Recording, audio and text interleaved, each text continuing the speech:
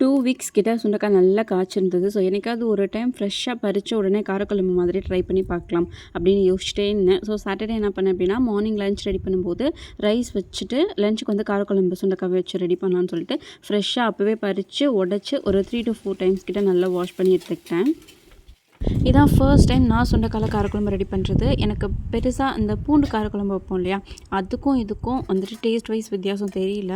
So நான் பூண்டு வந்துட்டு சின்ன வெங்காயம் எடுத்த அளவுக்கே கொஞ்சம் எடுத்திருந்தேன். ஸோ எக்ஸ்ட்ராவாக பூண்டும் ஆட் பண்ணோம் அப்படின்னா டேஸ்ட் இன்னுமே நல்லாயிருக்கு. எனக்கு பூண்டு குழம்பு மாதிரி தான் அந்த டேஸ்ட் இருந்தது காரக்குழம்பு. மேபி எல்லாமே ஒரே டேஸ்ட்டில் கூட வரலாமா என்னன்னு தெரியல. அண்ட் அதுக்கப்புறம் எனக்கு பிரேக்ஃபாஸ்ட்டுக்கு தோசை அண்ட் தேங்காய் சட்னி ரெடி பண்ணிட்டேன்.